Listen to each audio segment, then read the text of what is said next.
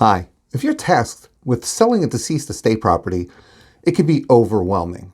Stick around. I'm going to break down a real simple process for you.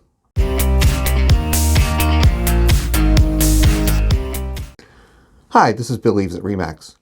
I want to break down a quick step-by-step process for you when it comes to selling a deceased estate property.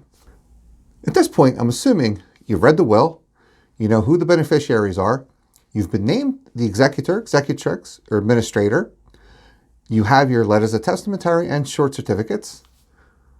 I'm assuming also that you forwarded all the mail. And if you haven't done these things and you already put the house on the market, you may want to consider taking it off. The first step would be to contact the local title company. Any realtor can help you do this.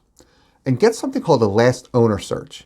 They can vary maybe $100 or a little bit more, but it's well worth it to know exactly what's going on the title as far as any debts that would have to be paid.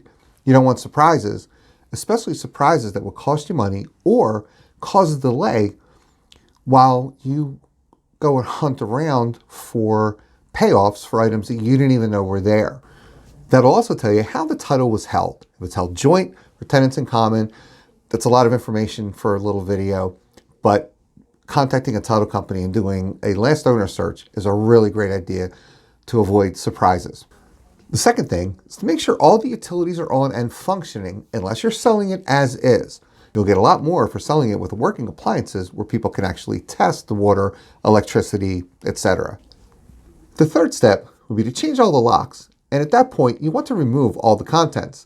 If you're selling the house and people are walking through, you don't want things turning up missing.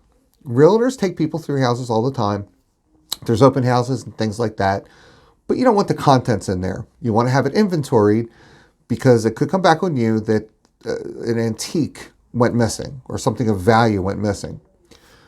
Liquidate them in accordance with what's on the will. Distribute to the beneficiaries when the time is right. If you don't have a place to put them and you're not ready to sell, I'd recommend getting a storage bin. The next step, I recommend interviewing 3 agents. The reason you want to interview 3 agents is you might get varying prices from them. One of them may be just too astronomical. Each realtor should have empirical data supporting the price. Now you know what you're dealing with. They should also be able to break down for you what you'll have to do to get the house sold in terms of municipal certifications and things like that.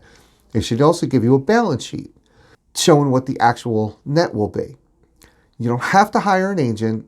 You can interview them, and if you like them, there's different ways that you can hire them or have them help you. But even if you don't hire, you still want to interview. It's a lot of information that they can give you. Also, the realtor should be able to tell you an as-is price versus a fixed and finished price. Price goes along with time, so they should also be able to give you a time frame in which it could sell. Based on the information you got from the realtors, decide if you want to sell it as is and possibly to an investor, or if you want to fix it up, or if it needs to be fixed up, to sell to the general public who would be getting a mortgage. The mortgage company will have requirements that the house has to meet in order for them to get the loan on the house. But normally, selling to the open market, where the house is fixed and finished and ready to go, will net you more money. If you decide to go with an investor, make sure that you get an investor who's going to buy the house and take title and deed directly from you, from the estate. Anyone in Pennsylvania who's assigning a contract will subject you and them to double transfer tax. If those transfer taxes aren't paid, the state could come back after you, and it could cause problems that you really don't want. Make sure you're selling to somebody who's going to take title directly from you, from the estate. If you decide to sell to an investor, you probably have a lot of mail and junk mail and possibly even phone calls from people looking to buy the estate. You can put it in the paper. You can put it up on some of the internet sites that are free.